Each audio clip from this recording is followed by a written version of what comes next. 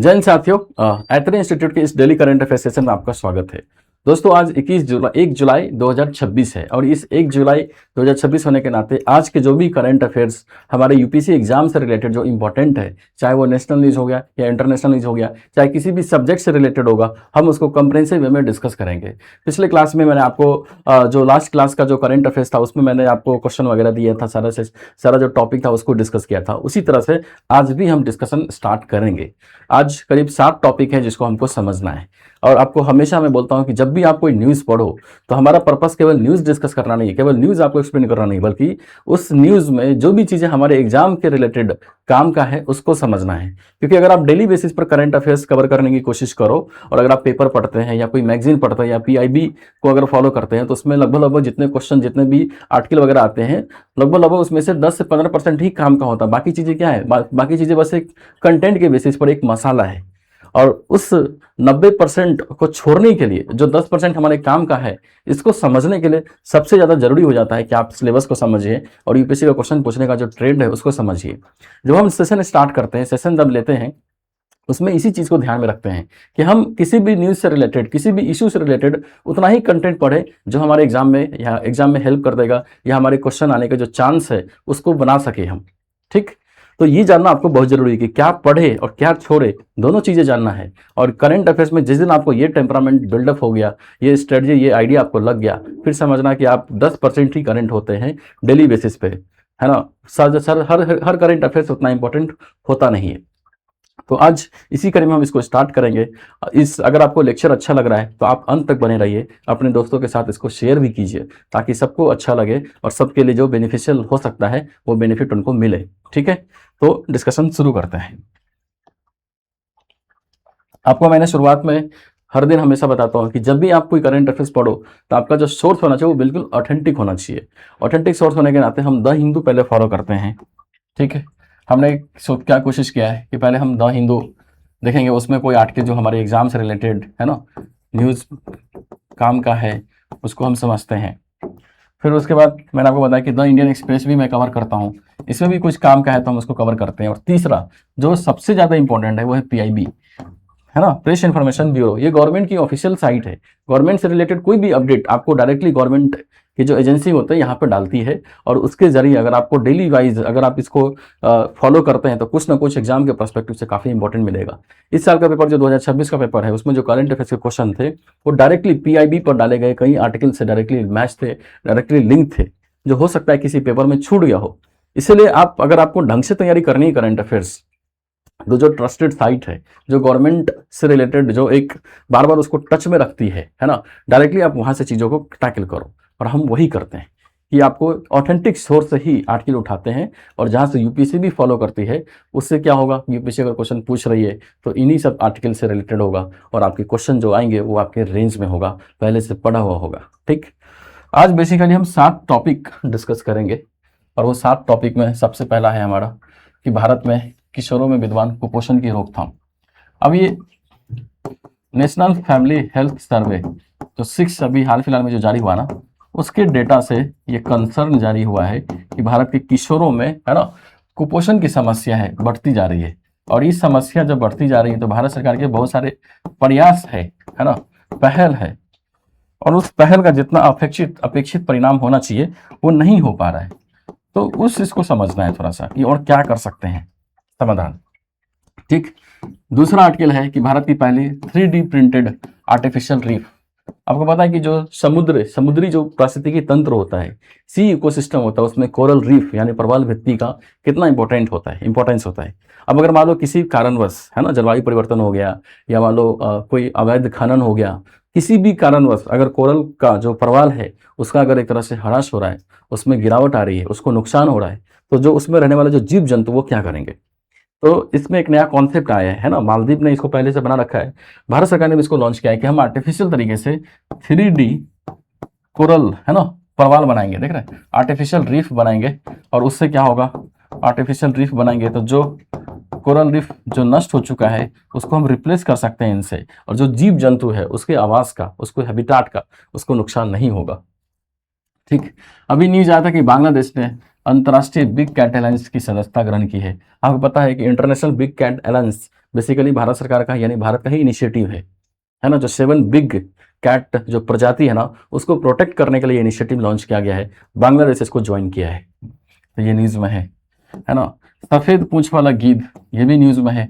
इसमें क्या हुआ कि सफ़ेद पूंछ वाला जो गीध है अब ये बिल्कुल एक तरह से विलुप्त होने के कगार पर है, तो इसके प्रोटेक्शन के लेकर काफ़ी कंसर्न है। तो जब प्रोटेक्शन यानी जो कैप्टिव मतलब ब्रीडिंग यानी जो प्रोटेक्शन कंजर्वेशन एफर्ट में जब था, तो जब उसको एक तरह से मान लो कि कोई जो सफ़ेद पूंछ वाला जो गीध है ना उसमें एक गीध था, उसको प्रोटेक्ट करने के लिए, उसको कंजर्व करने के लिए, उसको सिक्योर करने के लिए एक आर्टिफिशियल इन्वायरमेंट जो होता है ना, बिल्कुल जो घर का वातावरण होता है उसमें रखा गया। और जब वो ठीक हो गया तो जब उसको बाहर छोड़ा गया है ना, पर्यावरण में छोड़ा गया या जंगल में छोड़ा गया, तो वो बोलते हैं कि वो जो बिजली की तार होती है उसे टकरा गया और उसकी मृत्यु हो गई। इस वजह से न्यूज़ में है।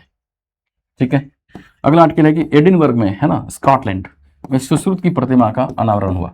सुश्रुत आपको पता है कि शैल चिकित्सा के जनक माने जाते हैं, first surgeon of the world माने जाते हैं। ये हमारे बिल्कुल एक तरह से जो देखेंगे धरोहर है ना, तो इसको भी डिस्कस करना है। सुमन रोड मैप है ना, स्वास्थ्य हेल्थ सेक्टर से रिलेटेड है, इसको भी जारी किया गया है, उसमें देखना है इसको।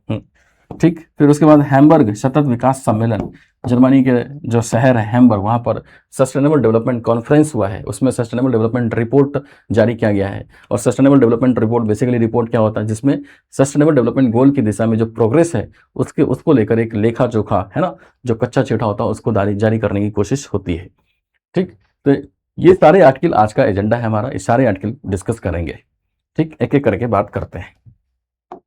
सबसे पहले हमको बात करना है कि भारत में किशोरों में विद्यमान कुपोषण की रोकथाम।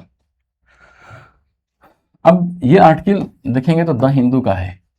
कॉन्टेक्स्ट क्या है? कॉन्टेक्स्ट ये है कि राष्ट्रीय परिवार स्वास्थ्य सर्वेक्षण 6 है ना, नेशनल फैमिली हेल्थ सर्वे जो 6 है, जो 2023-24 की डेटा को लेकर जारी किया गया अभी हाल ही में, उस डेटा में क्या बताया गया है, कंसर्न जारी किया गया है कि भारत में किशोरों में विद्यमान कुपोषण की बढ़ती चुनौती को रेखांकित किया है, जिसमें क्या है, मोटापा है ना, उच्च रक्त शर्करा है ना, जीवन शैली संबंधित जो रोग हो सकता है उसमें तीव्र वृद्धि देखी गई है। और तीव्र वृद्धि देखी गई है तो इसलिए कंसर्न क्रिएट करता है कि भारत सरकार जो कुपोषण को दूर करने के लिए इतने सारे इनिशिएटिव लॉन्च कर रहे हैं, तो फिर उसके बाद भी ये सब समस्या कैसे है। ठीक, खासकर जो किशोर है, जो स्कूल में जो बच्चे पढ़ते हैं उसमें कुपोषण की समस्या ज़्यादा देखी गई, क्योंकि जो पोषक युक्त आहार चाहिए था उनको वो नहीं मिल पा रहा है। मिड डे मील में भी सरकार कोशिश कर रही है कि थोड़ा सा बैलेंस तरीके से न्यूट्रिशन दे, लेकिन उसमें भी कुछ कमी है, जो रिक्वायरमेंट है वो नहीं दे पा रहे, तो समस्या है। ठीक है, यानी ये आर्टिकल किसके लिए है बेसिकली, तो जो किशोर है ना, खासकर जो स्कूल गोइंग है ना, उनमें जो संतुलित आहार है, संतुलित आहार की समस्या है, नहीं मिल पाता है, अब नहीं मिल पा रहा है, इसीलिए जो जरूरी पोषक है, पोषण चाहिए, वो नहीं मिल पा रहा, और इसी वजह से ये समस्या है। और इसी समस्या को हाईलाइट किया गया है नेशनल फैमिली हेल्थ सर्वे 6 में, तो आपको ये ध्यान रखना है। ठीक है, कि नेशनल फैमिली हेल्थ सर्वे 6। अब देखो ये ना नेशनल फैमिली हेल्थ सर्वे जो 6 है, ये मेंस इनरिचमेंट के लिए बहुत ही बेस्ट रिपोर्ट है, क्योंकि जब भी हेल्थ से रिलेटेड कुछ भी डेटा आपको कोट करना है, कुछ भी कंसर्न व्यक्त करना है, तो आप इस डेटा को यूज कर सकते हो। ठीक है, तभी हम डेटा देखेंगे भी, डेटा क्या कहता है उसको समझते हैं। ये देखिए नेशनल फैमिली हेल्थ सर्वे का जो डेटा है, कुपोषण का दोहरा बोझ इसमें दिखाया गया है। कैसे कि एक तो किशोरों में अल्प पोषण है, ठीक, अल्प पोषण है मतलब जो न्यूट्रिशन चाहिए होगा वो जरूरी न्यूट्रिशन नहीं मिल पा रहा उनको, और साथ ही मोटापा और अधिक वजन और मोटापा ज्यादा बढ़ रहा है, समझ रहे हो, यानी इसमें दोहरी समस्या है। हेल्दी रहने के लिए जरूरी है कि आपके अंदर क्या होना चाहिए, जो जरूरी पोषण है वो होना चाहिए। तो एक तो पोषण नहीं है, जो न्यूट्रिशन चाहिए वो नहीं है, कुपोषित है, और दूसरा ऊपर से दोहरी समस्या ये है कि वजन ऐसे लोगों का बहुत बढ़ा हुआ है, मोटापा ओबेसिटी वो दिख रहा है। तो आपको पता है कि वजन मोटापा बढ़ने से है ना लाइफ स्टाइल जनित बहुत सारा रोग होता है। अब जब मोटापा बढ़ेगा तो हाई ब्लड प्रेशर है ना, डायबिटीज की समस्या है, थायराइड की समस्या है, इस तरह की समस्या देखी जा रही है। ऊपर से पोषण पोषण नहीं है, तो जो मोटापा वजन बढ़ने से जो समस्या है उसको डील करने के लिए शरीर में जो न्यूट्रिशन चाहिए उसकी भी कमी है। तो ये दोहरी समस्या है एक तरह से, है ना, दोहरी समस्या, इसलिए कंसर्न है कि अगर हेल्दी शरीर अगर हेल्दी होगा, उसमें सारे न्यूट्रिशन अगर उपलब्ध होंगे, तो अगर कोई बीमारी होगा तो उससे लड़ने के लिए, उससे फाइट करने के लिए जरूरी जो पोषण है, जो न्यूट्रिशन वो शरीर में ही मिल जाएगा, लेकिन वो है ही नहीं, इस वजह से दिक्कत है। ठीक। दूसरा है कि जीवन शैली संबंधी जो रोग है ना उसमें वृद्धि हुआ है। क्या डेटा देखा रहा है कि महिलाओं में मोटापा बढ़कर लगभग 30.7% हो गया है। पुरुषों में देखेंगे तो 27.3% है। इसे क्या पता चल रहा है कि महिलाओं में मोटापा जो है ना वो ज्यादा है पुरुषों की अपेक्षा। ठीक।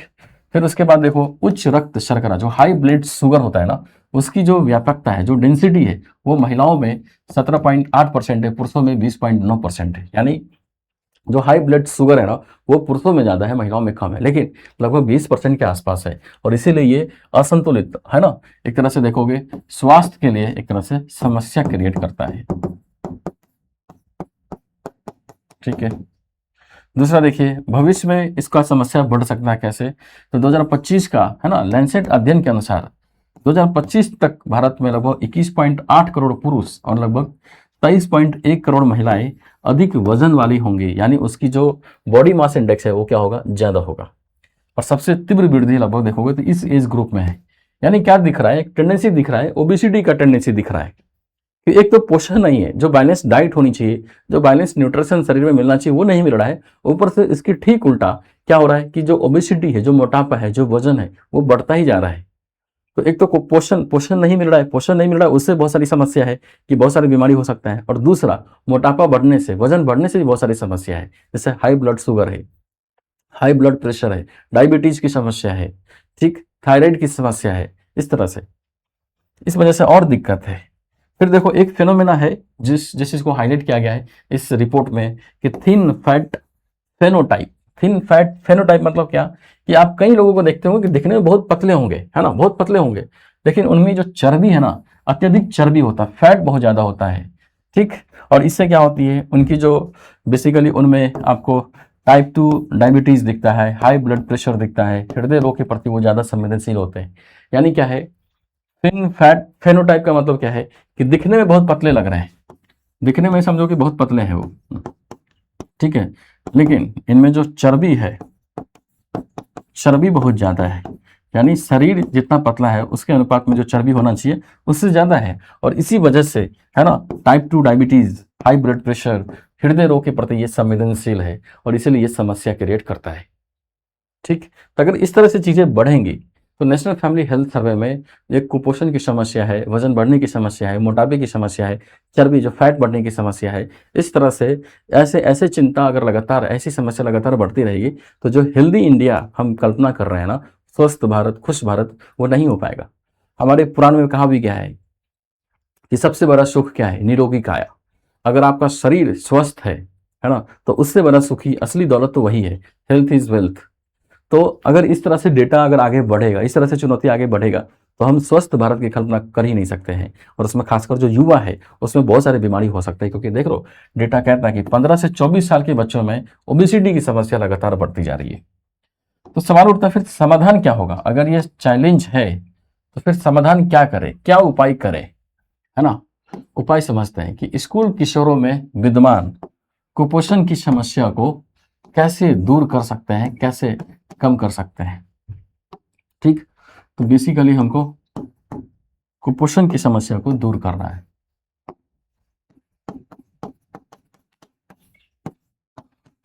की समस्या जो है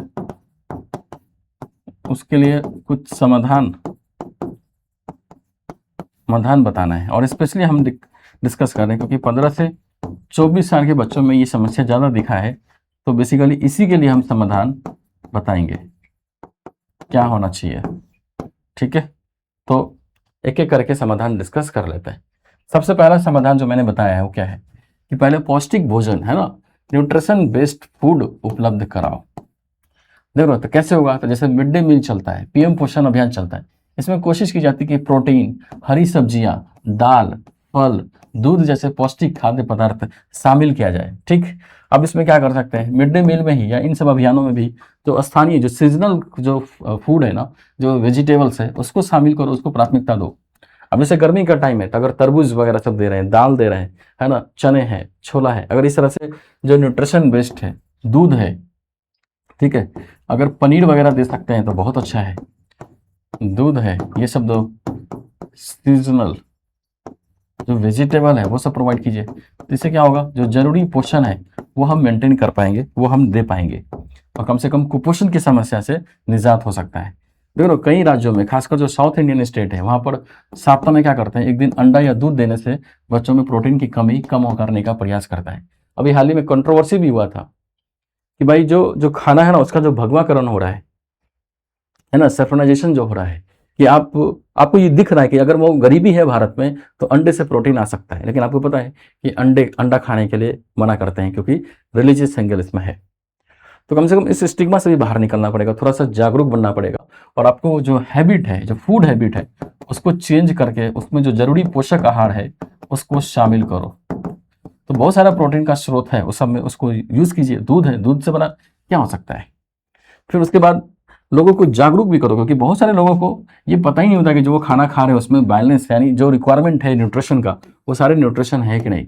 तो पोषण शिक्षा मिलनी चाहिए, यानी जो विद्यार्थी है, जो स्टूडेंट है, उसको बैलेंस आहार है ना, बैलेंस डाइट, जंक फूड के जो दुष्प्रभाव है ना, सूक्ष्म पोषक तत्व की जो महत्व है, इसके बारे में समझाइए। उनको बताइए कि शरीर में केवल बोल सकते हैं कि पाव भाजी खाने से, बर्गर खाने से, पिज्ज़ा खाने से शरीर को जो रिक्वायरमेंट है जो न्यूट्रिशन का, वो नहीं मिल पाता है। तो आपको कभी कभी लौकी भी खाना होगा, कभी कभी ऐसे सब्जी खाना होगा जो आपको पसंद नहीं है, फिर भी क्योंकि उसमें जरूरी वो न्यूट्रिशन है।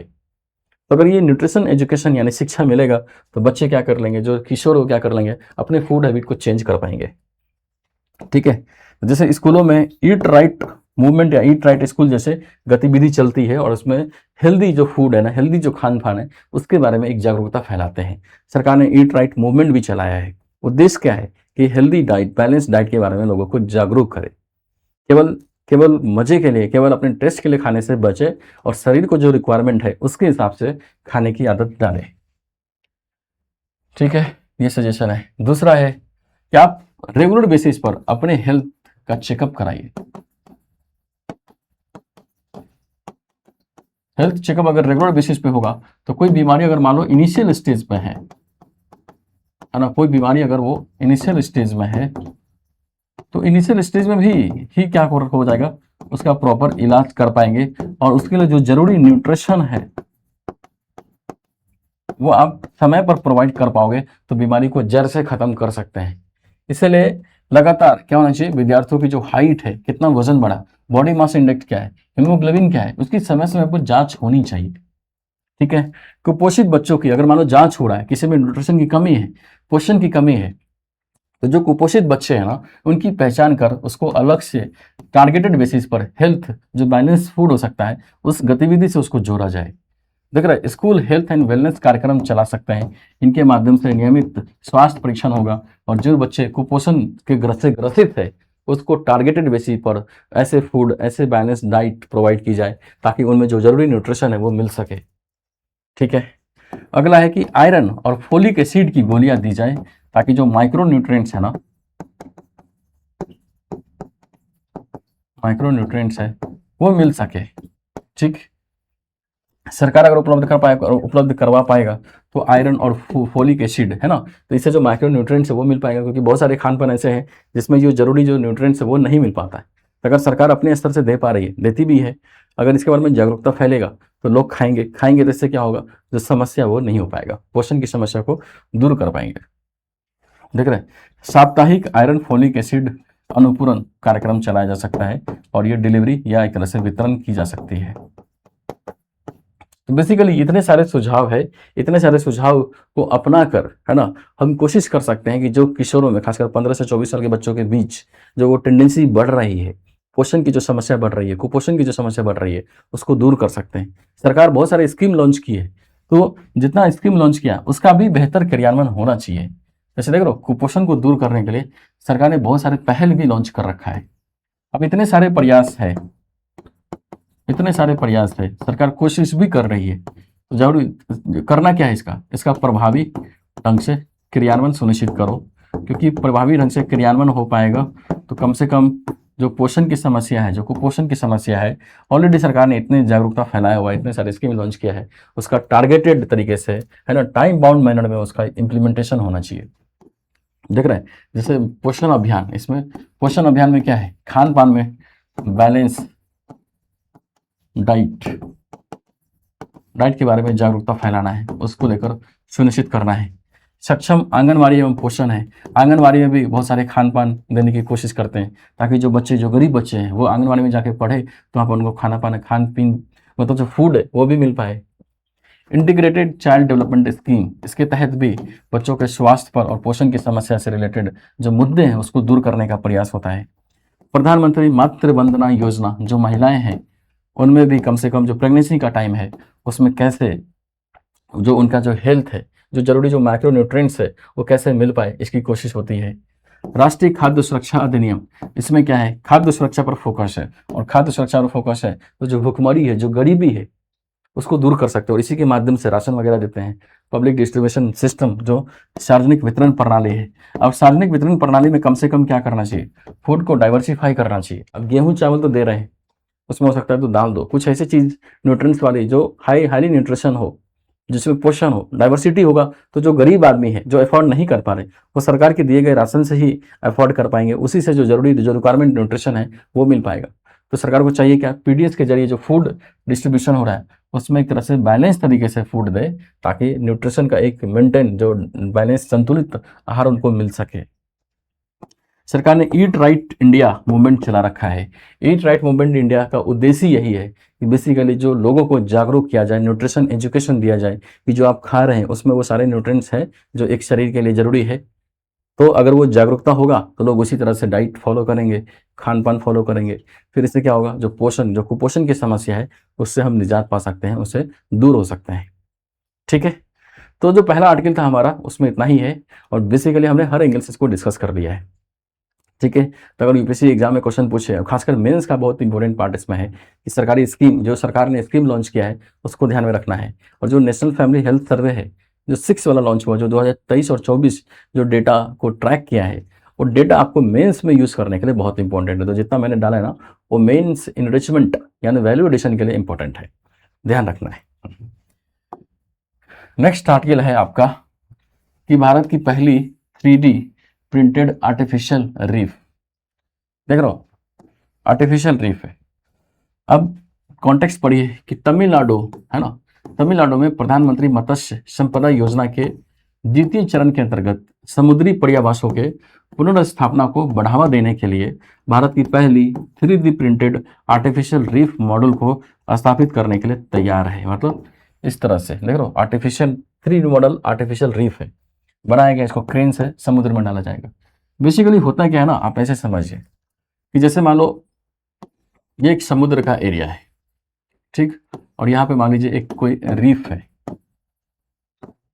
ठीक, एक समुद्र है। अब आपको पता है कि बहुत सारे कारणों की वजह से है ना, बहुत सारे कारणों की वजह से, जैसे जलवायु परिवर्तन, मान लो आप अवैध खनन होता है इसमें, है ना, समुद्री प्रदूषण होता है,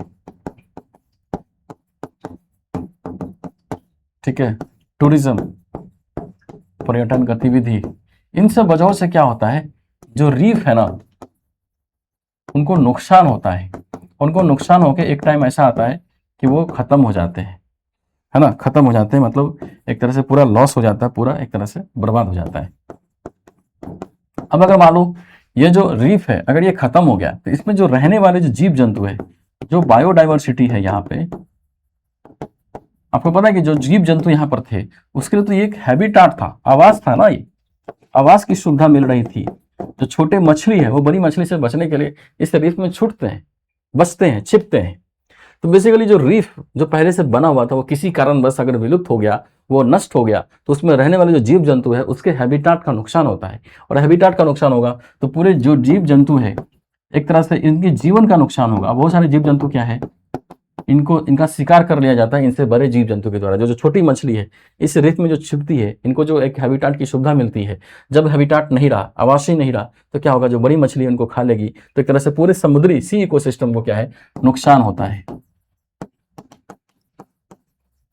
तो एक कॉन्सेप्ट आया कि अगर मान लो ये रीफ अगर एक तरह से खत्म हो गया है, तो हम 3D मॉडल की तरह से आर्टिफिशियल तरीके से रीफ बनाएंगे एज इट इज सेम, और फिर क्या कर लेंगे, सेम रीफ बनाएंगे आर्टिफिशियल, और फिर उसको हम वहां पे जहां पे वो था वहां पे उसको रिप्लेस कर देंगे।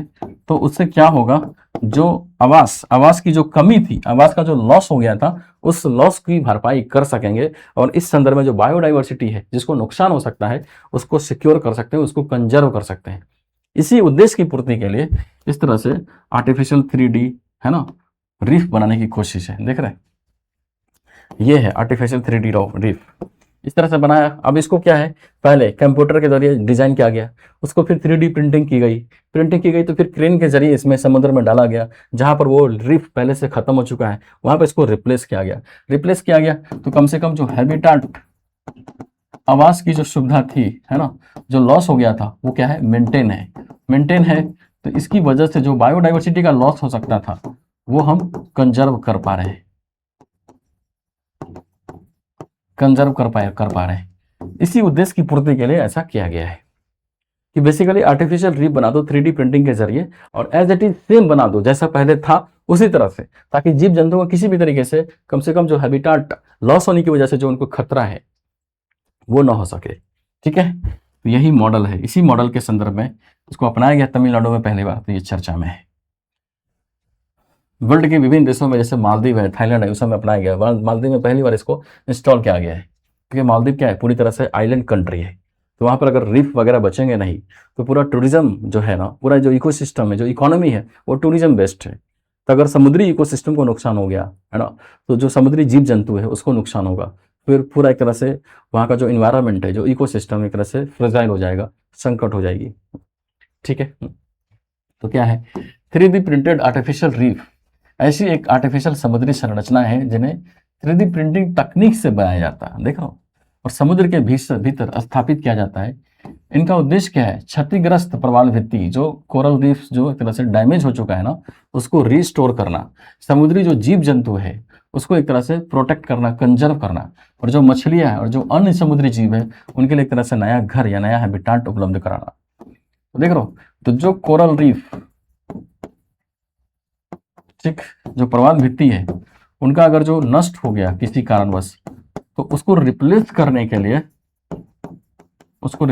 के लिए यह आर्टिफिशियल तरीके से 3D प्रिंटिंग मॉडल के जरिए है ना आर्टिफिशियल रीफ बनाने का प्रयास है, बनाया गया है। कैसे बनती है, तो बेसिकली कंप्यूटर एडेड जो डिवाइस है ना, कैड टेक्नोलॉजी की सहायता से प्राकृतिक प्रवाल भित्तियों जैसी है ना, बिल्कुल जो एक नेचुरल जो कोरल लीफ है ना उसके जरिए सेम ही डिजाइन की जाती है, और फिर उसके बाद डिजाइन करके 3D प्रिंटर द्वारा क्या करते हैं, समुद्र अनुकूलन है ना, कंक्रीट तो समुद्र में भी टिक सके, सिरोमिक है ना, और अन्य जो एक इन्वायरमेंटल जो पर्यावरण अनुकूल जो सामग्री है उसका यूज करके उसको तैयार किया जाता है, और फिर उसको समुद्र के उसी स्थल पर स्थापित किया जाता है जहां पर पहले से जो नेचुरल कोरल रीफ था उसका जो लॉस हो गया है उसको रिप्लेस किया जाता है। ठीक है, तो इससे क्या होता है, इससे तो जो एक तो हैबिटाट की फैसिलिटी मिल गई, और फिर उसके बाद जो बायोडाइवर्सिटी है उसको हम कंजर्व कर पाते हैं, प्रिजर्व कर पाते हैं। ठीक, इसी उद्देश्य की पूर्ति के लिए ये आर्टिफिशियल 3D प्रिंटिंग मॉडल का यूज करके बनाया गया है। ठीक है, फैक्ट्स देखो कहाँ बनाया गया है, ये तो बनाया गया बिल्कुल एक तरह से पायलट परियोजना के तर्ज पर बनाया गया, और कहाँ पर है, तो तमिलनाडु के रामनाथपुरम तट के निकट इनको स्थापित किया गया है। ठीक, जहाँ पर जो इकोसिस्टम है, जहाँ पर कोरल रीफ्स है, वो एक तरह से बोल सकते हैं कि बहुत बड़े लेवल पर वहाँ पर नुकसान हो रहा है। तो ये अगर 3D प्रिंटिंग मॉडल के जरिए अगर आर्टिफिशियल तरीके से बना के वहाँ पर रिप्लेस किया गया है, तो एक तरह से पायलट परियोजना है, अभी देख रहे हैं कि वो सक्सेसफुल मॉडल बन सकता है क्या। अगर बन जाएगा तो जहाँ पर जो कोरल रीफ्स का नुकसान हो रहा है वहाँ पर हम इसको रिप्लेस कर सकते हैं, इसको यूज कर सकते हैं। देख लो, ये है तमिलनाडु, और इसी जगह पर बोल सकते हैं कि रामनाथपुरम जो कोस्टल एरिया है, यहीं पर वो 3D प्रिंटिंग जो आर्टिफिशियल रीफ है इसको रिप्लेस किया गया है। तो तमिलनाडु में जो रामनाथपुरम जो विलेज जो डिस्ट्रिक्ट है ना वहीं बनाया गया। ठीक है, यह परियोजना देखेंगे तो बेसिकली आईसीआर और केंद्रीय समुद्री मात्स्यिकी अनुसंधान एक संस्थान है, ठीक है, उसके सहयोग से बनाया गया है। ठीक है, सहयोग से बनाया गया है। प्रत्येक जो मॉड्यूल है ना उसका वजन कितना है, लगभग 1 टन है, और इसे चेन्नई स्थिति स्टार्टअप जो त्वस्ता द्वारा इसको विकसित किया गया है। आईआईटी मद्रास ने इसमें एक तरह से सहायता किया है। तो बेसिकली इसमें जो फैक्ट्स है उसको याद रखने की कोई जरूरत नहीं, क्योंकि बहुत लो प्रोफाइल फैक्ट्स है। बस इतना याद रखो कि 3D प्रिंटिंग आर्टिफिशियल जो रीफ है वो क्या है, किस वजह से बनाया गया है, क्या मॉडल है उसका, ये ध्यान रखना है। बस अगर बहुत याद रखना है तो आप याद रखो कि आईआईटी मद्रास ने इसमें हेल्प किया है। ठीक है, और बनाया किसने, आईसीआर के तहत ये बना है। आईसीआर जो संस्था है उसकी भी इसमें एक तरह से भूमिका है। ठीक है, इससे लाभ क्या होगा, क्योंकि अगर 3D प्रिंटिंग मॉडल बना रहे हैं अगर आर्टिफिशियल रीफ का, तो इससे लाभ क्या होगा। तो सबसे पहला लाभ ये है कि जो क्षतिग्रस्त जो परवाल भित्ति है ना उसको रिस्टोर कर सकते हैं। रिस्टोर नहीं कर सकते, कम से कम जो नुकसान हुआ है ना, और उस नुकसान की वजह से जो बायोडाइवर्सिटी का लॉस हो रहा है, आप बोल सकते हैं कि उस जगह पर हम उसको रिप्लेस करके रिस्टोर कर सकते हैं और बायोडाइवर्सिटी को कंजर्व कर सकते हैं। देख रहे हैं, समुद्री जो जैव विविधता है उसमें वृद्धि कर सकते हैं, क्योंकि कोई हैबिटाट लॉस हो ही नहीं रहा है। जो समुद्री बायोडाइवर्सिटी है जो उसका लॉस हो रहा है, क्यों, क्योंकि हैबिटाट लॉस हो रहा है। कोरल रीफ जो है, कोरल ब्लीचिंग की समस्या बहुत ज़्यादा बढ़ रही है। ठीक है, मछलियों के प्रजनन और आश्रय स्थल उपलब्ध कराना है, इसका एक उद्देश्य ये भी है। जो कोस्टल रीजन है ना उसमें टूरिज्म और जो स्कूबा डाइविंग है उसको बढ़ावा देना है, क्योंकि अगर इस तरह से आर्टिफिशियल अगर 3D प्रिंटिंग के जरिए मॉडल बनाया गया और ये सफल हो गया, क्योंकि वर्ल्ड में अन्य देशों जैसे मालदीव में सफल मॉडल है, अगर ये सक्सेसफुल हो गया तो फिर हम अट्रैक्टिव तरीके से इसको बना सकते हैं, और जो समुद्र है ना जो इकोसिस्टम है उसकी खूबसूरती में 4 चांद लगा सकते हैं। तो टूरिज्म होगा, स्कूबा डाइविंग होगा, ये सब बढ़ सकता है। क्योंकि कोरल ब्लीचिंग की समस्या जिस तरह से बढ़ रही है ना, वो पूरे जो जो तटीय क्षेत्रों में जो पर्यटन है, स्कूबा डाइविंग, इसको बढ़ाने के लिए वो सुंदरता, वो जो स्टैटिक है ना वो बचा रहना चाहिए। तो कोस्टल जो एक तरह से कटाव है और समुद्री लहरों की वजह से है ना बेसिकली जो नुकसान होता है कोरल रीफ्स को, उस नुकसान को हम मेंटेन कर सकते हैं, बचा सकते हैं। ठीक है, कंजर्व कर सकते हैं। तो बेसिकली इन उद्देश्यों की पूर्ति के लिए ही बोल सकते हैं कि ये आर्टिफिशियल मॉडल क्रिएट किया गया 3D प्रिंटिंग के जरिए। ठीक है, सवाल है कि चुनौती क्या होगा। अगर मान लो ये मॉडल इतना ही सफल है तो जाहिर सी बात है कुछ ना कुछ समस्या भी आने वाली है। क्या समस्या है, क्या चुनौती है। तो सबसे बड़ी चुनौती अगर देखोगे तो क्या है कि इसके निर्माण, कंस्ट्रक्शन और रिस्टोर करने के लिए ना कॉस्ट की ज़्यादा है, हाई कॉस्ट है, अधिक पैसा की ज़रूरत पड़ सकता है। गलत डिजाइन होने से क्या होगा, समुद्री इकोसिस्टम को नुकसान भी हो सकता है। मान लो गलत डिजाइन कर दिया, गलत तरीके से मटेरियल डाल दिया तो जो बायोडाइवर्सिटी जो जीव जंतु है उसको नुकसान भी तो हो सकता है, क्योंकि केमिकल है, मटेरियल है, वो समुद्री पर्यावरण अनुकूल नहीं है, तो फिर क्या होगा, निगेटिव तरीके से प्रभावित करेगा। प्राकृतिक प्रवाल भित्ति जो नेचुरल जो कोरल रीफ्स है उसका जगह तो नहीं ले सकता ना, क्योंकि जो नेचुरल कोरल रीफ्स है उसमें बहुत सारी ऐसी चीजें हैं जो आप उसको क्रिएट नहीं कर सकते आर्टिफिशियल तरीके से। एक ढांचा, एक स्ट्रक्चर तो बिल्डअप कर दिया, हैबिटाट की जो कमी थी उसको पूरा कर सकते थे, पर जो एक नेचुरल जो कोरल रीफ्स था उसकी वजह से जो वहां पर एक वातावरण बना था ना उसकी भरपाई नहीं हो सकती। तो जो चुनौती है वो रहेगा, कुछ ना कुछ चुनौती तो अभी भी रहेगा। देख रहे, प्राकृतिक प्रवाल भित्तियों का पूर्ण विकल्प नहीं बन सकते ये। ठीक, नियमित वैज्ञानिक निगरानी की आवश्यकता है। आपको बार बार रेगुलर बेसिस पर निरीक्षण करना होगा कि जो हमने आर्टिफिशियल मॉडल क्रिएट किया है, वहाँ पे जो लॉन्च किया है, जो रिस्टोर किया है, क्या उसकी वजह से सब कुछ ठीक चल रहा है, कोई निगेटिव नुकसान या कोई भी निगेटिव इम्पैक्ट तो नहीं है। अगर कुछ ऐसा है तो फिर आपको करना क्या है, उस संदर्भ में फिर आपको पहल करनी है, एक तरह से रिएक्ट करने की जरूरत पड़ सकती है। तो जो आर्टिफिशियल 3D मॉडल है ना रीफ कोरल रीफ्स का, ठीक, कॉन्सेप्ट अच्छा है, यूज करने का उद्देश्य बहुत स्पष्ट है, पर इसमें कुछ चैलेंजेस भी है। तो इस चैलेंज को ध्यान में रखना है, और जब तक इस चैलेंज को आप एड्रेस नहीं करोगे तब तक वो मॉडल पूरी तरह से सफल नहीं हो पाएगा। इस केस में आप मालदीव के मॉडल को ध्यान में रख सकते हैं, क्योंकि उन्होंने बहुत सराहनीय काम किया है। ठीक है, अब देखो ये जो आर्टिफिशियल मॉडल क्रिएट किया गया है ना, वो बेसिकली क्या है, प्रधानमंत्री मत्स्य संपदा योजना के तहत है। ठीक है, प्रधानमंत्री मत्स्य संपदा योजना के तहत है। संपदा योजना के तहत, और प्रधानमंत्री मत्स्य संपदा योजना के तहत मतलब क्या, बेसिकली प्रधानमंत्री मत्स्य संपदा में एक उद्देश्य ये है कि जो समुद्री इकोसिस्टम है उसको भी कंजर्व किया जाए, उस दिशा में ऐसा कोशिश किया जाए। और जो मछली पालन है, मछली उत्पादन है, उसमें उसमें सस्टेनेबिलिटी यानी सतत विकास को बढ़ावा देना है। तो बेसिकली प्रधानमंत्री मत्स्य संपदा योजना को भी थोड़ा सा पढ़ते हैं कि प्रधानमंत्री मत्स्य संपदा योजना का शुभारंभ जो है 10 सितंबर 2020 को हुआ था। इसका उद्देश्य क्या है कि भारत के मत्स्य पालन क्षेत्र को सतत है ना उत्पादक और समावेशी बनाकर जो ब्लू रिवोल्यूशन है उसमें उसके उद्देश्य को, उसके लक्ष्य को पूरा करना।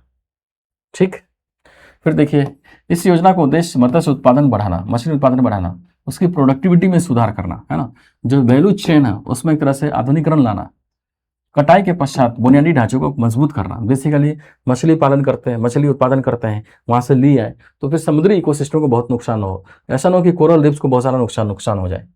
ठीक है, फिर देखिए फाइनेंशियल मैकेनिज्म क्या है। तो प्रधानमंत्री मत्स्य संपदा योजना को वर्ष 2020-21 से वर्ष 2024-25 तक के कुल लगभग 20,050 करोड़ का इन्वेस्टमेंट की मंजूरी दी गई थी और इसे 2025-26 तक बढ़ा दिया गया, लगभग इतना पैसा डालना है। तो बेसिकली अगर हम ये समझे कि प्रधानमंत्री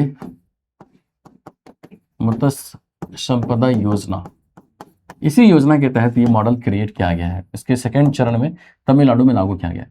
तो बेसिकली इसमें उद्देश्य क्या है, तो जो मछली पालन है ना, मछली पालन मछली उत्पादन में क्या करना है, सस्टेनेबिलिटी, सतत मछली पालन होना चाहिए।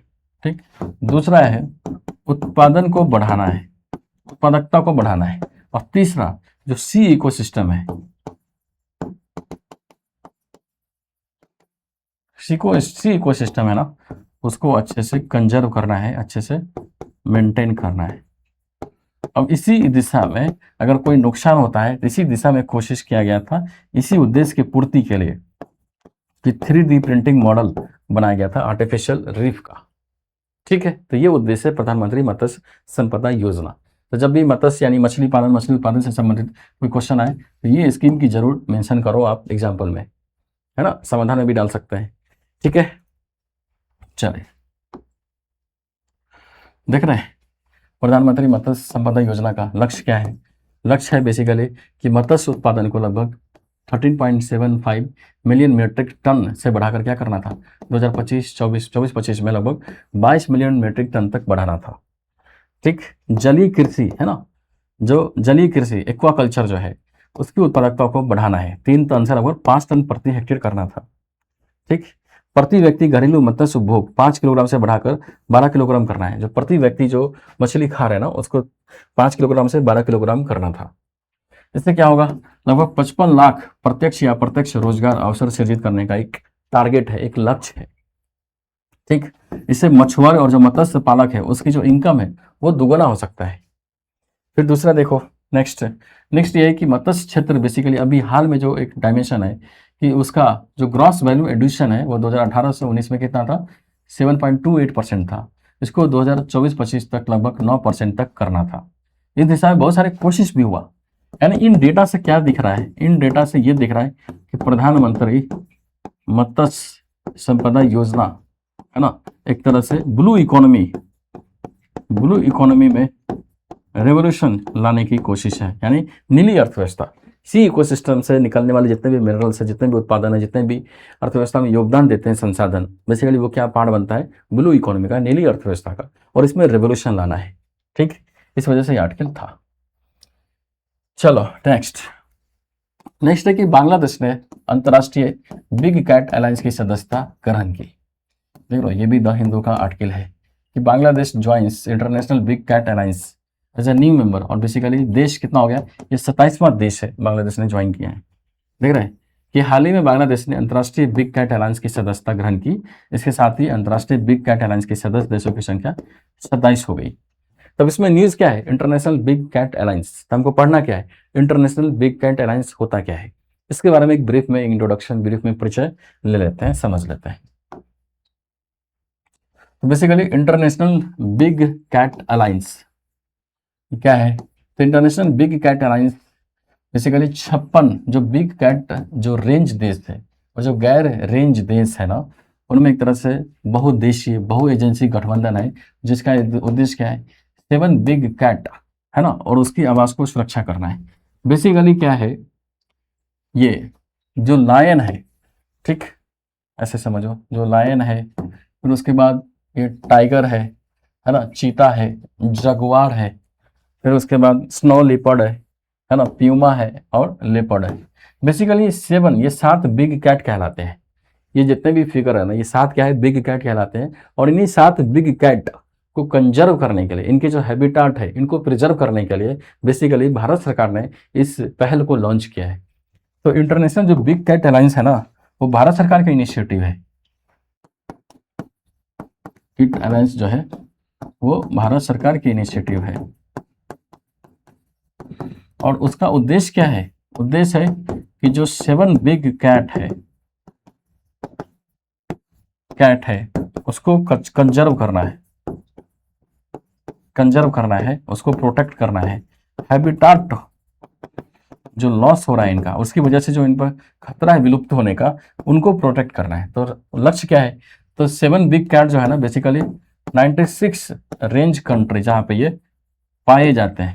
तो जहाँ पाए जाते हैं वहाँ भी, और मान लो कुछ देश ऐसे जहाँ पर इक्का दुक्का हो सकता है कि इसमें सातों के सातों प्रजाति ना मिले, लेकिन कुछ मिले। तो बेसिकली जो 7 रेंज कंट्री है उन सभी के साथ सहयोग को बढ़ावा देना है, उनके सरकारों के साथ सहयोग को बढ़ावा देना है, उनकी एजेंसी के साथ आपस में सहयोग को बढ़ावा देना है, ताकि क्या कर सके, जो 7 बिग कैट है इसको हम प्रोटेक्ट कर सके, इसको विलुप्त होने से रोक सके।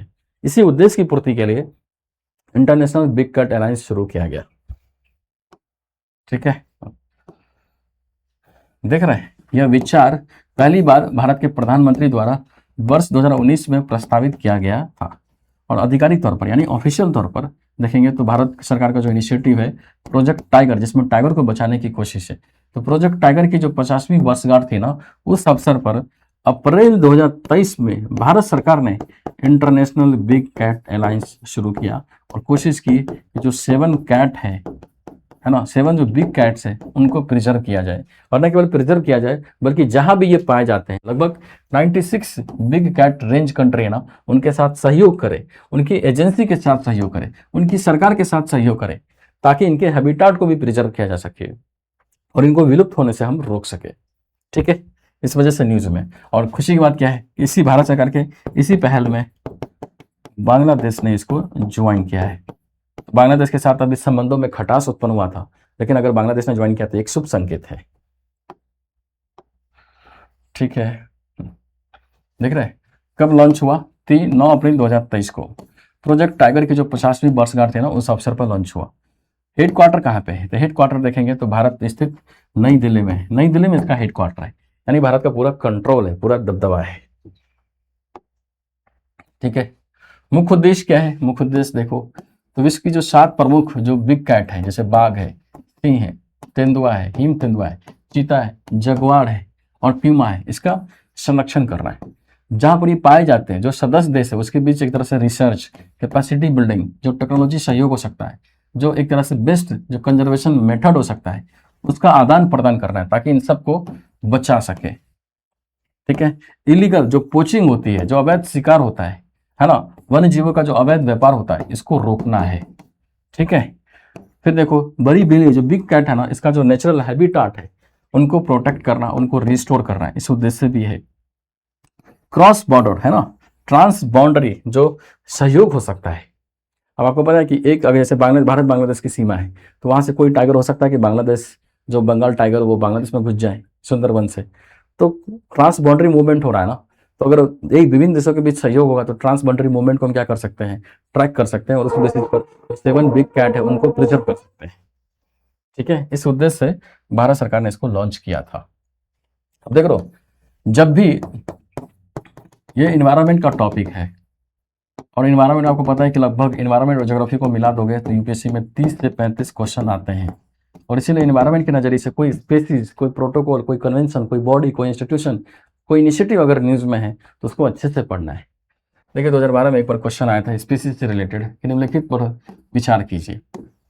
ये काली गर्दन वाला सारस, चीता, उड़न गिलहरी, हिम तेंदुआ, क्या उपयुक्त में से कौन से भारत में नेचुरल रूप से पाए जाते हैं, प्राकृतिक रूप से पाए जाते हैं। तो देखो भारत में प्राकृतिक रूप से सब पाया जाता है, केवल चीता भारत में प्राकृतिक रूप से नहीं पाया जाता, बोलते हैं कि चीता विलुप्त हो गया है। ठीक है, तो 134 ये बी आंसर है। ठीक है, तो ध्यान रखना। अब ये बिग चीता क्या है, बिग कैटलाइंस का पार्ट है, तो इस वजह से वो चर्चा में भी है। इसी तरह एनवायरनमेंट का ये दूसरा आर्टिकल है। ये आर्टिकल क्या है कि बेसिकली हमको ये, इसमें हमको क्या पढ़ना है कि जो सफेद पूंछ वाला जो गीद है ना, अभी हुआ क्या कि दक्षिण भारत में देखोगे तो जो कैद में पाले गए सफेद पीठ वाला गीद यानी व्हाइट रम्ड वल्चर को प्राकृतिक आवास में पुनः छोड़ा गया। पुनः छोड़ने का पहला प्रयास किया गया, ठीक, लेकिन जैसे ही प्रयास किया गया, इसमें रेडियो टैग लगाया गया, लेकिन जैसे ही इसको प्राकृतिक आवास में छोड़ा गया, इस गिद्ध की बिजली की उच्च वोल्टेज वाले लाइन से वो टकरा गया और उसकी वजह से डेथ हो गया। यानी जिस गिद्ध को प्रिजर्व करने के लिए, कंजर्व करने के लिए उसको हमने कैप्टिव यानी कैद में रखकर उसको पाला पोसा, उसको भोजन कराया, और फिर उसके बाद जब वो ठीक हो गया, जब पूरी तरह से तैयार हो गया और जब उसको नेचुरल हैबिटेट में हम उसको छोड़ने गए तो वो बिजली के तार से टकरा गया और इस वजह से उनकी डेथ हो गई। ये घटना देखोगे तो एबनाड है ना, एबनाड में गांव के निकट हुई। ये मुदुमलाई टाइगर रिजर्व के आसपास है। ठीक है, मुदुमलाई टाइगर रिजर्व के आसपास है। तो इस पूरे आर्टिकल में न्यूज क्या है ना, हमारे डिस्कशन का पार्ट क्या है कि व्हाइट रम्ड वल्चर है क्या, देख लो कि radio tag white rumped vultures इलेक्ट्रोकॉटेड है ना, यानी बिजली के तार से वो टकरा गया, देहांत हो गया, मर गया, नुकसान है, लॉस है। तो जो व्हाइट रम्ड वल्चर यानी सफेद पीठ वाला जो गीद है ना, ये इसके बारे में फैक्ट्स पढ़ लेते हैं क्योंकि ये हमारे एग्जाम से रिलेटेड इंपॉर्टेंट है। और मान लो जब भी कोई स्पेसिस न्यूज में होता है तो हमारे एग्जाम से रिलेटेड काफ़ी इंपॉर्टेंट बन जाता है, क्योंकि यूपीएससी बार बार ऐसे स्पेसिस के बारे में पूछती रही है। देख रहे हैं, सफ़ेद पीठ वाला जो गीद है ना, यह एक पुरानी दुनिया का गीद है, मतलब जो पुरानी स्पेसीज है, बहुत पुराना एक तरह से स्पेसीज है ना, जो एक तरह से प्रजाति है उससे बिलोंग करता है।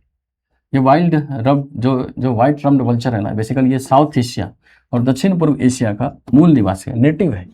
अगर पूछे आपको कि व्हाइट रम्ड वल्चर क्या ये साउथ एशिया का मूल निवासी है, नेटिव है, प्राकृतिक तौर पर पाया जाता है, तो आपको बोलना है कि हाँ। ठीक, ये ध्यान रखना है क्योंकि ये नेटिव तरीके से क्वेश्चन पूछा जाता है। ये मित्र पक्षी है ना, स्कैवेंजर पक्षी है जो मृत पशुओं के शवों को खाकर पर्यावरण को स्वच्छ रखते हैं तथा रोगों के प्रसार को रोकने में बहुत महत्वपूर्ण भूमिका निभाते हैं। स्कैवेंजर्स है यानी जो डेड बॉडी है ना, डेड पार्ट है किसी भी जीव जंतु का, उसको खाकर है ना, उसका एक तरह से न्यूट्रियस यानी बोल सकते हैं कि उसको पर्यावरण में फैलने से है ना, पर्यावरण में जो नुकसान हो सकता था उस डेड बॉडी से, उससे बचाते हैं और पर्यावरण को स्वच्छ रखते हैं। तो एक तरह से बैलेंस बनाने की कोशिश करते हैं गिद्ध, इसलिए जरूरी है। लेकिन चिंता यह है कि विभिन्न कारणों से विलुप्त होने के कगार पर है, इसलिए दिक्कत है।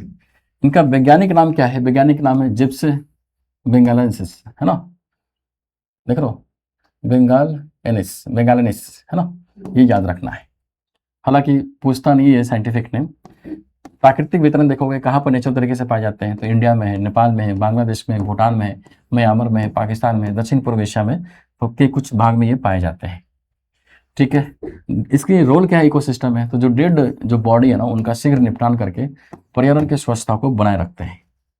लेकिन प्रॉब्लम क्या है, प्रॉब्लम यह है कि 1980 के दशक में कहते हैं कि विश्व में सबसे अधिक संख्या वाला बड़ा शिकारी या जो स्कैवेंजर हो सकते थे ना वो थे। लेकिन 1990 के बाद के दशक में इसकी आबादी में लगभग 99% से अधिक की गिरावट आई है, यानी ये विलुप्त होने के कगार पर। पूरे वर्ल्ड में अब 1% ही बचा है। और इसीलिए भारत सरकार ने यानी जो साउथ इंडियन स्टेट में जो मुदुमलाई टाइगर रिजर्व है वहाँ पर बोल सकते हैं कि जो पर्यावरण जो संस्था है उन्होंने बचाने की कोशिश किया था इसको, और बचाने की कोशिश किया गया था तो इसको एक प्राकृतिक वातावरण से हटाकर जो आर्टिफिशियल इन्वायरमेंट होते हैं वहाँ पर प्रिजर्व करने की कोशिश की गई थी। लेकिन हुआ क्या, हुआ ये कि फिर जैसे ही वो प्रिजर्व हो गया, जैसे ही वो एक तरह से सिक्योर हो गया और जब हम उसको नेचुरल इन्वायरमेंट में छोड़ रहे हैं तो बिजली के तार से टकरा कर उसका देहांत हो गया। रेडियो टैग था इसलिए पता चल गया। ठीक है, प्रमुख कारण क्या है, मतलब किस वजह से गिरावट आ रही है, तो उसका एक मेन रीजन ये है कि पशुओं के उपचार में प्रयुक्त जो दवाई है ना डाइक्लोफेनाक है ना, इस वजह से बोलते हैं कि जो गिद्ध है ना, जो गिद्ध है इस दवाइयों की वजह से जो गिद्ध है उनकी जो गर्दन होती है उसमें समस्या पैदा हो जाती है और इस वजह से उनको सांस लेने में दिक्कत होती है ना, किडनी में दिक्कत हो जाती है, किडनी फेल हो जाता है, किडनी फेल हो जाता है और इस वजह से ये उनका मृत्यु हो जाता है। तो देख लो होता क्या है, इसको ऐसे समझो कि जैसे मान लो कोई पशु है, ठीक है, और पशु के उपचार के लिए आपने क्या किया, डाइक्लोफेनिक जो दवाई है वो यूज किया। अब आपको डाइक्लोफेनिक दवाई यूज करोगे तो अब ये क्या हो गया, ये इनके बॉडी में जो पशु है ना उनके शरीर में चला गया। अब अगर मान लो कल होके इस पशु का मृत्यु हो गया, डेड हो गया, ये डेथ हो गया, तो आपको पता है कि ये डेड जो बॉडी है इसको फिर वो गिद्ध खाते हैं, है ना, क्योंकि स्कैवेंजर्स है। और जब वो गिद्ध खाते हैं तो उनके शरीर में ये डाइक्लोफेनिक इस बॉडी है ना, इस पशु के माध्यम से डाइक्लोफेनिक गिद्ध के शरीर में चला जाता है। और जैसे वो गिद्ध के शरीर में जाता है तो फिर क्या होता है, उनका किडनी फेल हो जाता है। और किडनी फेल होने की वजह से उनका गिद्धों का मृत्यु हो जाता है। और कहते हैं कि 99% तक लॉस हो गया है, केवल 1% ही बचा है। और इसीलिए 1% को बचाना है तो कंजर्वेशन एफर्ट बहुत जरूरी है। और इसी उद्देश्य के लिए कैप्टिव ब्रीडिंग यानी कैप्टिव मानो जो प्राकृतिक वातावरण है उससे हटाकर आर्टिफिशियल वातावरण में रखा गया था, लेकिन मर गया। देख रहे, तो डाइक्लोफेनिक युक्त पशुओं के शव खाने से गिद्धों के गुर्दे में है ना किडनी विफल हो जाते हैं, जिससे उनकी मृत्यु हो जाती है। और इसीलिए कहा था कि अगर आपको बचाना है गिद्धों की संख्या को तो आपको प्रिजर्व करना होगा, कम से कम जो डाइक्लोफेनिक जो मेडिसिन है उसके यूज को प्रतिबंध करना होगा। देखो आयुषीन का जो रेड लिस्ट है उसमें ये व्हाइट रम्ड वल्चर जो है ना वो इसको बोलते हैं क्रिटिकली इंडेंजर्ड। आपको पता है कि आयुषीन हर साल बेसिकली क्या करती है, हर साल बेसिकली रेड लिस्ट जारी करती है।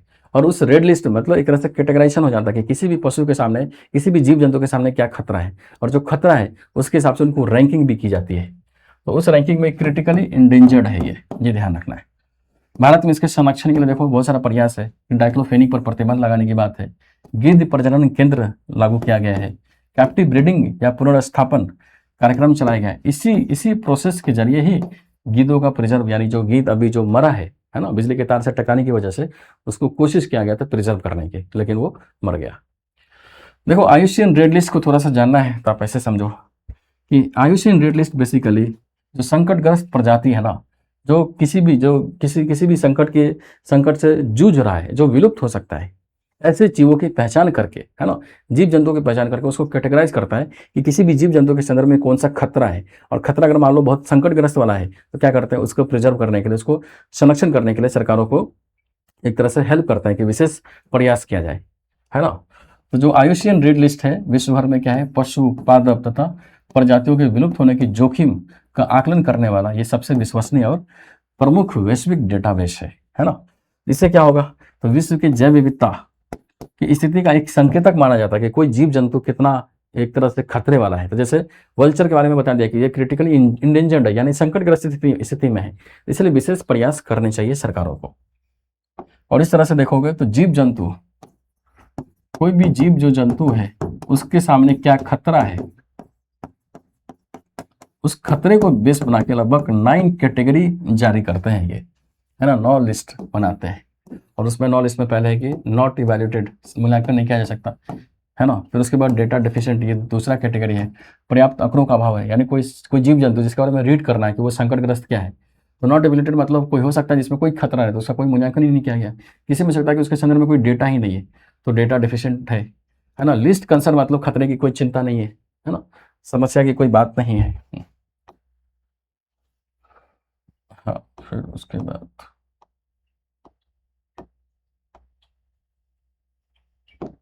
ठीक है।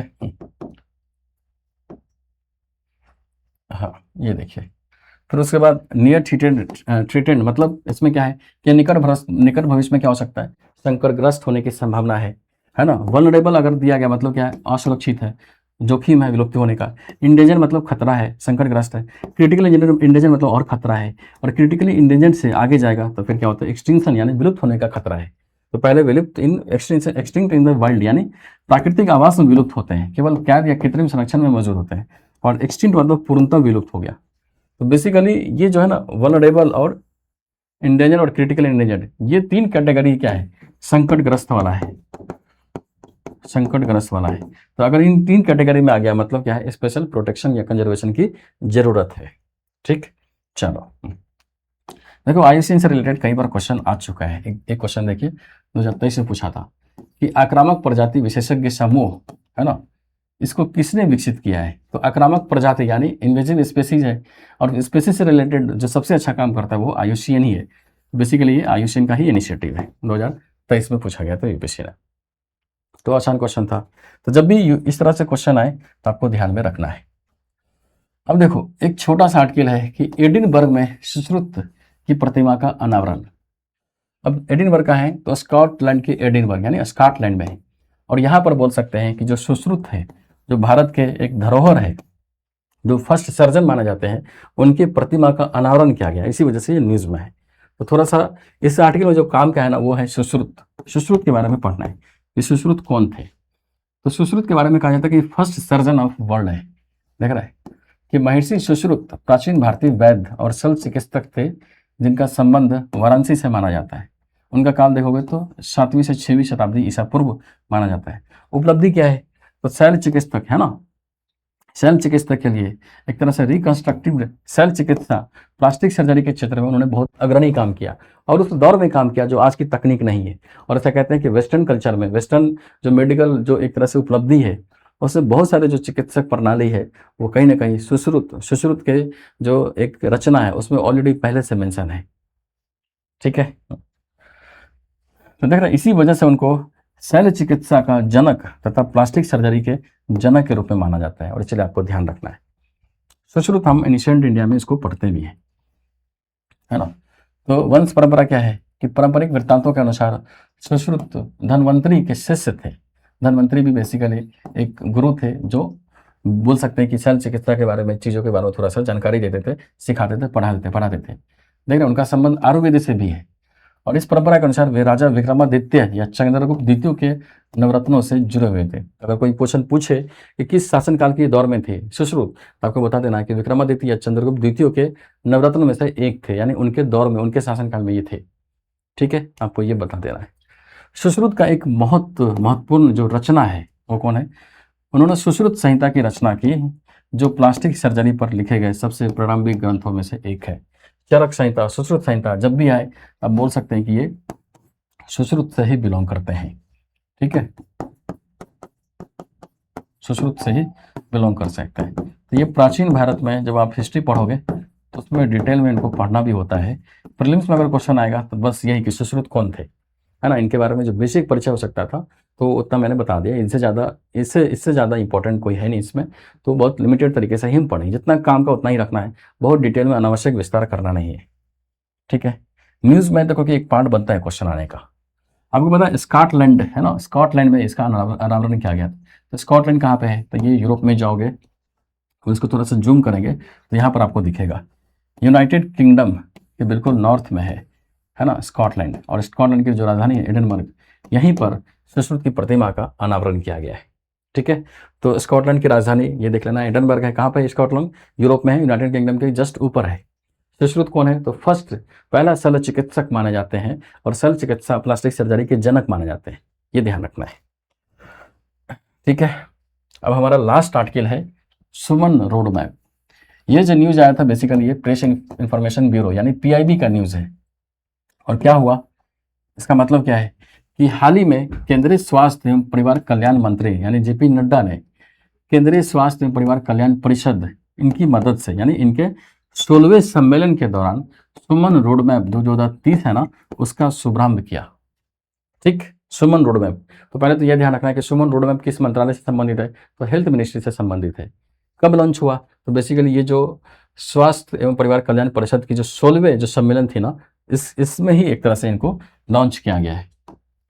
ठीक, सुमन रोड मैप देख रहे हैं, सुमन रोड मैप। सुमन का नाम क्या है? तो सुरक्षित मातृत्व आश्वासन, यानी सुमन रोड मैप क्या है? सुरक्षित मातृत्व आश्वासन, यानी जो प्रेगनेंसी होता है उसके बाद जो बच्चों का जन्म होता है, उनका जो पालन पोषण होता है, उसमें जो मातृत्व है, सुरक्षित मातृत्व आश्वासन, उसको आगे बढ़ाना है। इसी वजह से सुमन इनिशिएटिव लाया गया है। तो बेसिकली सुमन क्या है?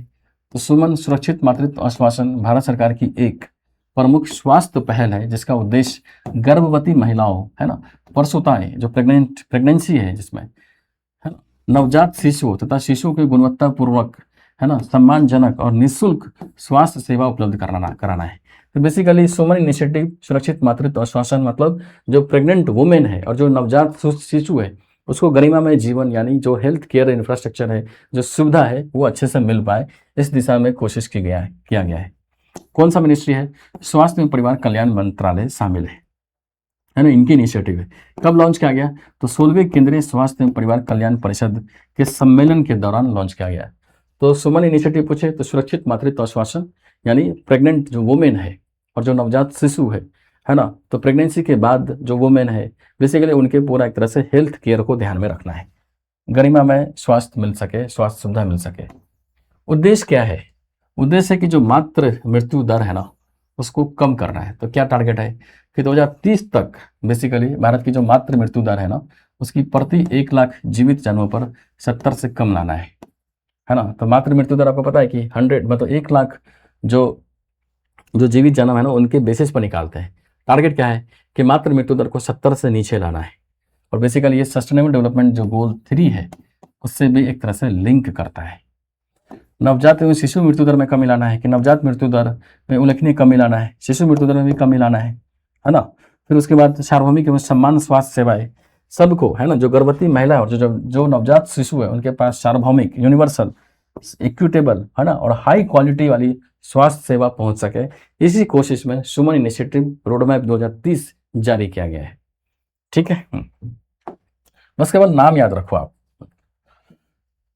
सुमन रोडमैप की विशेषता क्या है? 2030 वाला जो रोडमैप जारी किया उसमें क्या क्या चीज शामिल है? तो कोशिश होगा कि डेटा आधारित हम निर्णय लें और जो हाई जोखिम वाला क्षेत्र है उसकी पहचान करना है।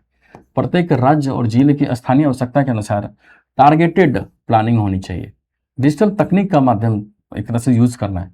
रियल टाइम मॉनिटरिंग करके जो प्रेग्नेंट वुमेन है, जो नवजात शिशु है, उसके हेल्थ को ट्रैक करना है, उसकी सेवाओं की जो गुणवत्ता है उसको सुधारना है ना, हेल्थ सेवा की जो गुणवत्ता है उसको सुधारना है।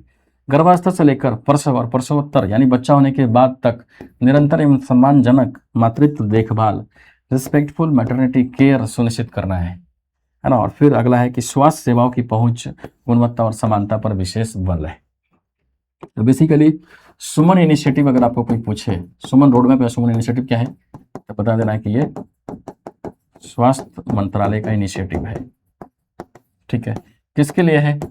तो गर्भवती महिला, है ना, महिला और प्लस नवजात शिशु जो है ना, नवजात शिशु को सम्मानजनक और गुणवत्तापूर्वक स्वास्थ्य सेवा मिल सके उसको सुनिश्चित करना है। ठीक है, तो इतना ध्यान रखना आप, स्वास्थ्य मंत्रालय ने जारी किया है।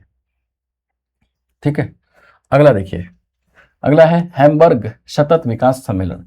आपको बस इसमें क्या ध्यान रखना है कि हैम्बर्ग में अभी सस्टेनेबल डेवलपमेंट एक तरह से सम्मेलन हुआ और उस केस में सस्टेनेबल डेवलपमेंट रिपोर्ट जारी किया गया है। ठीक है, इतना ही ध्यान रखना है। ये देख रहे हैं डाउन टू अर्थ, है ना, उसका एक तरह से आर्टिकल है। तो बेसिकली क्या है, हैम्बर्ग सस्टेनेबिलिटी कॉन्फ्रेंस जो एक तरह से बोल सकते हैं कि सम्मेलन हुआ, उसमें सस्टेनेबल डेवलपमेंट गोल का क्या प्रोग्रेस है उसको ट्रैक किया गया। देखो ना, इस कॉन्फ्रेंस में क्या है, सस्टेनेबल डेवलपमेंट गोल में क्या प्राप्ति हुई है ना, क्या प्रोग्रेस हुआ, उसमें तेजी लाना है। वैश्विक देशों, है ना, एक तरह से ग्लोबल साउथ जो नॉर्थ है आपस में कोऑपरेशन बढ़ा सके, इसको सुनिश्चित करना है। फाइनेंस की व्यवस्था करनी है, क्या एक्शन ले सकते हैं उसको सुनिश्चित करना है। और बेसिकली पूरे वर्ल्ड में जो सरकार है, अंतर्राष्ट्रीय संगठन है, जो एजेंसी है, उनके बीच कैसे सहयोग बढ़ेगा ताकि सस्टेनेबल डेवलपमेंट गोल की दिशा में हम प्रोग्रेस कर सके और अपने जो उपलब्धि है उसको सुनिश्चित कर सके। इस दिशा में प्रयास करने की प्रयास किया गया है इस हैम्बर्ग सम्मेलन में। ठीक है, तो देख लो, जर्मनी की राजधानी यह है बर्लिन और बर्लिन के ऊपर है हैम्बर्ग। यहीं पर यह सस्टेनेबिलिटी कॉन्फ्रेंस आयोजित किया गया है, जिसमें क्या है, बेसिकली सस्टेनेबल डेवलपमेंट रिपोर्ट जारी किया गया है और उस रिपोर्ट के माध्यम से सस्टेनेबल डेवलपमेंट गोल के रिवीजन अंदर में क्या प्रोग्रेस हुआ उसको ट्रैक करना है। ठीक है, इसी में एक संस्था है United nation sustainable development solution network, basically इसी के तत्वाधान में ये आयोजन हुआ था। तो पूछेगा कि सस्टेनेबल डेवलपमेंट सोल्यूशन नेटवर्क क्या है, तो ये एक यूनाइटेड नेशन का इनिशिएटिव है जो 2012 में संयुक्त राष्ट्र के तत्वाधान में एक तरह से लॉन्च किया गया है। इसकी कोशिश क्या है कि यूनिवर्सिटी, है ना, इंस्टीट्यूशन, पॉलिसी मेकर्स, जो सिविल सोसाइटी है ना, उनके साथ एक तरह से नेटवर्किंग करना और सतत यानी सस्टेनेबल डेवलपमेंट गोल को अचीव करने के लिए, है ना, एक तरह से वैज्ञानिक एवं साक्ष्य आधारित जो सॉल्यूशंस हो सकता है उसको प्रदान करना। तो सस्टेनेबल डेवलपमेंट सोल्यूशन नेटवर्क क्या है? यूनाइटेड नेशन की एक संस्था है जो कोशिश करता है कि अंतर्राष्ट्रीय सहयोग के माध्यम से सस्टेनेबल डेवलपमेंट गोल के प्रोग्रेस की दिशा में आगे बढ़े और साइंटिफिक सॉल्यूशंस के माध्यम से चीज़ों को अचीव करे। ठीक है, तो बेसिकली आज के सेशन को हम यहीं समाप्त करते हैं। आज हमने 7 आर्टिकल डिस्कस किया है और सातों आर्टिकल बहुत ही इंपॉर्टेंट था और आपने देखा होगा कि हमारे सिलेबस से लिंक करता है और उसमें जो भी फैक्ट्स जितना हमको पढ़ना था हमने एक्सप्लेन किया है, जिसमें थोड़ा सा विस्तार जाना था हमने विस्तार में भी एक्सप्लेन किया है। ठीक है, तो आप इस लेक्चर को अच्छे से देखिए। उम्मीद है कि आपको ये पसंद आया होगा, आप लेक्चर को समझ भी पा रहे होंगे। अगर आप लेक्चर समझ पा रहे हैं, अगर आपके लिए यूज़फुल है, आपके लिए बेनिफिशियल है, तो आप इस लेक्चर को ज़्यादा से ज़्यादा अपने दोस्तों के साथ शेयर करें, चैनल को सब्सक्राइब करें और बेल आइकन भी ज़रूर दबाएं, क्योंकि जैसी कोई वीडियो हम अपलोड करेंगे तो आपके सामने नोटिफिकेशन जाएगा, तो आप उसको देख सकते हो। ठीक है, आप जब भी आप इस लेक्चर को देखो तो एक अच्छा सा नोट्स बनाओ। उसमें जब कोई क्वेश्चन देखने के लिए या करने के लिए मैं देता हूँ तो उस क्वेश्चन को खुद से भी बनाओ। कोई मेंस का क्वेश्चन दो तो मेंस के क्वेश्चन को लिखो, क्योंकि ऑलरेडी सारा कंटेंट मैं डिस्कस कर ही देता हूँ। और अगर इसके बाद भी कोई डाउट है, कोई प्रॉब्लम है, कोई भी चीज़ आपको लग रहा है कि समझ में नहीं आया, तो आप कमेंट करके वो क्वेश्चन डाल सकते हैं, पूछ सकते हैं और कमेंट में मैं आपको वो आंसर भी दे सकता हूँ। किसी भी तरीके का कोई सुझाव भी है तो आप सुझाव भी दे सकते हैं। ठीक है, तो मिलते हैं अगले क्लास में, तब तक के लिए जय हिंद, जय भारत।